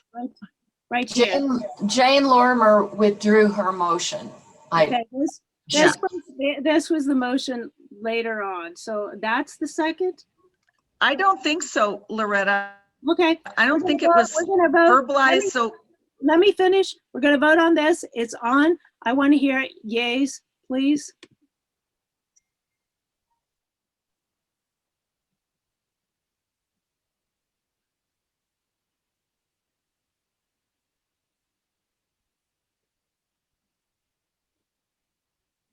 Is BIPOC part of this language? Did that get adopted? Nope. Thank you. And Joel put in his chat, for some reason, he said he's had trouble raising his hand. That was previous. No, he said it again. He says he's in favor of the latest motion by Lou. That's the one you highlighted. He is, okay. All right. He logged in as the host, and as a host, you don't have that. Okay, hands down. All those opposed to the motion? Go ahead and raise your hand if you're opposed to the motion. What was the vote? We're not done with the vote yet, so let me just, I had 13-4. I'm going to those against.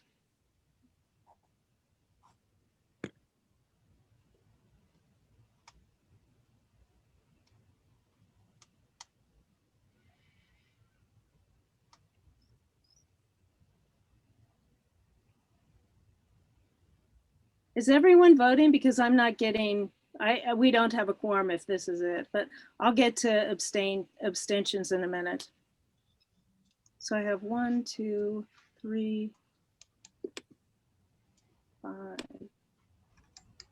6.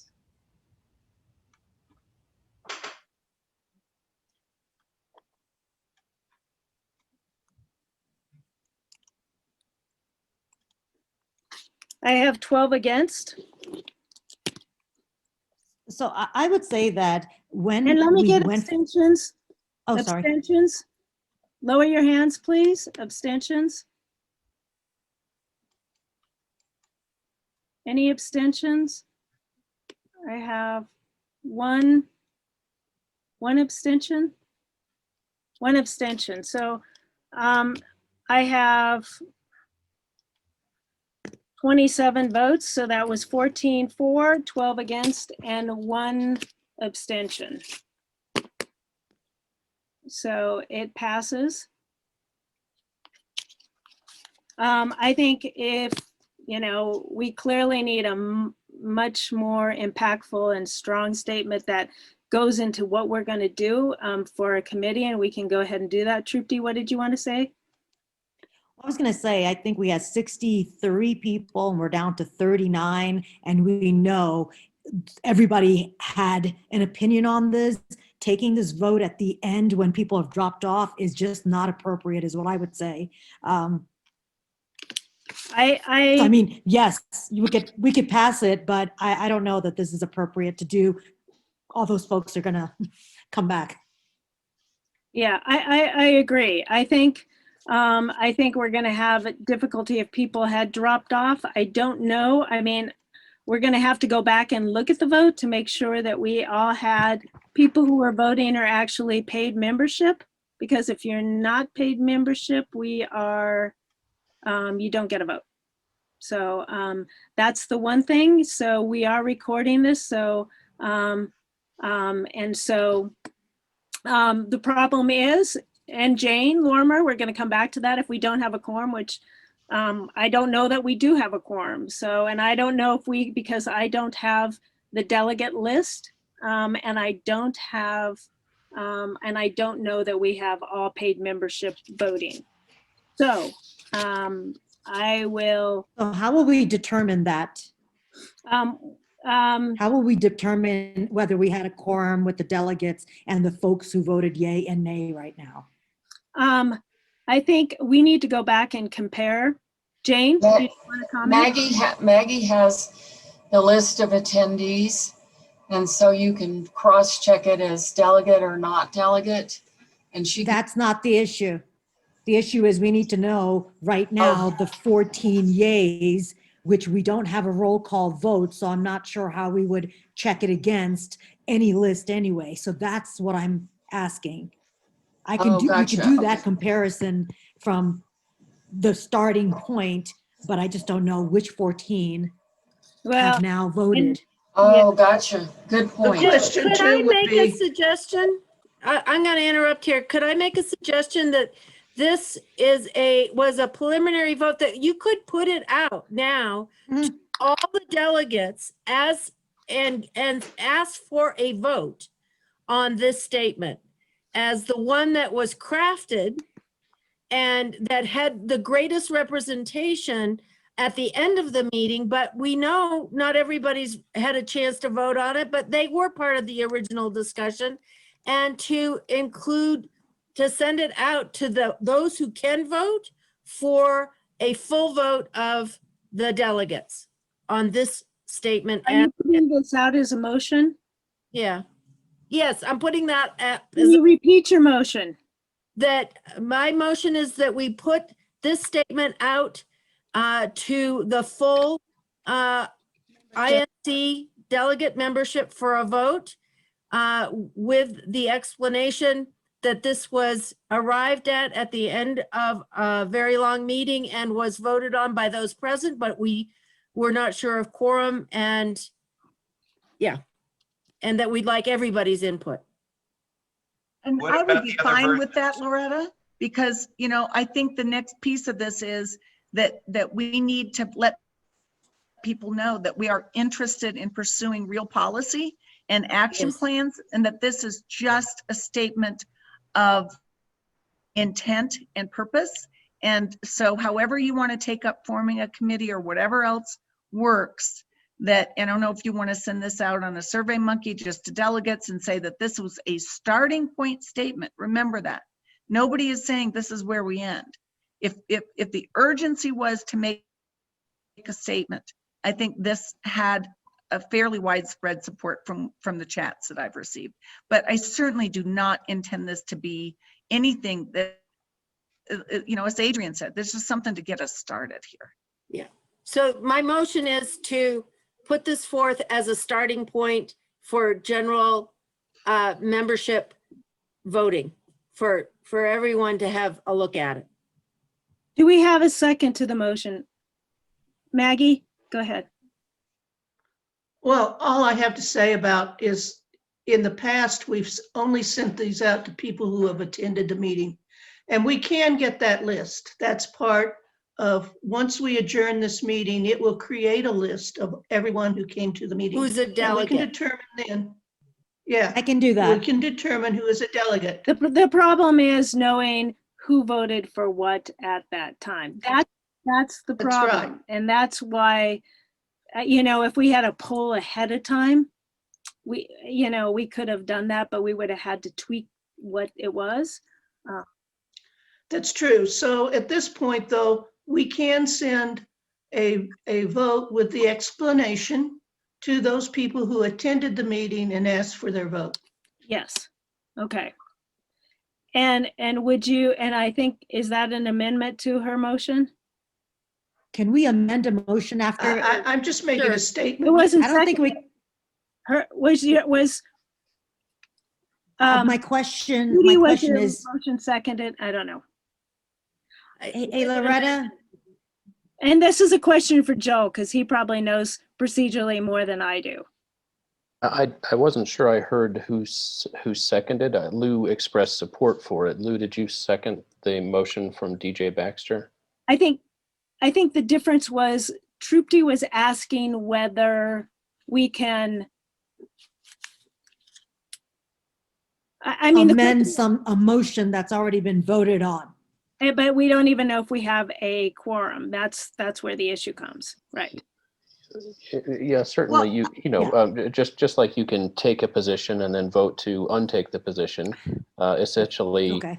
The motion would be that the prior vote be treated as preliminary and shared with a delegation for review and vote, essentially. And so, Lou, did you second that motion from DJ Baxter? Yeah, I don't think it was very specific, but I do agree with DJ Baxter's sentiment. And what I would say is that we, and let me just put it in a formal motion. I would move that this be sent out to all delegates who were on the meeting with the statement that those remaining at 12:15 following the formal end of Loretta's agenda timeframe, that this was voted and is being put out as a preliminary statement with the goal of creating further policy in the future. So that as part of the only thing that would be added then is really that this was approved after the scheduled meeting was completed. Other people now get to vote who had fallen off, because I think now we only have 34 people. So a lot of people, I'm sure, were delegates who left, and that it be clarified that this is a beginning of a process for Inc. Does that make sense?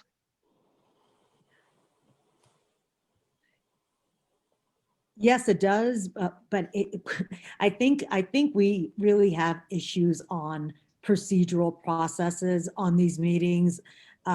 Because what you're saying now is kind of like saying this motion itself is just to agree on the intent. We need to adopt something and we'll look into it further, rather than accepting that statement as the statement. So yeah, I'm a my little motion was- confused as well.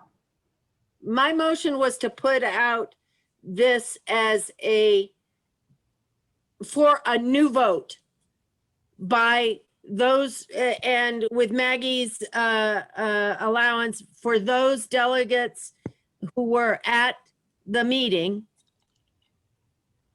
if that's what we should do. My motion was that we should put it out for a new vote, that we've got it one step, but it wasn't a quorum, and that those who were on the meeting before and who heard all of that discussion, that we can now all vote on this statement. Except we don't know that it wasn't a quorum. So I would just say, I mean, if procedurally, if we are done and this has passed, it passed narrowly. If we want to take it up next time, but let's go ahead and let the folks do their job, see who voted, if they were delegates, make sure that there was a quorum. And if there is not, then they can put this out. We can pick it up next time. I'm fine with that. I even said I was fine tabling it, but I don't think but let's just see what we actually did. The issue is twofold. And again, I'll repeat this. Our bylaws don't have specificity regarding voting on Zoom. We don't have the exact votes of who voted, and if we had a private confidential ballot, we would have had that, but we don't have that.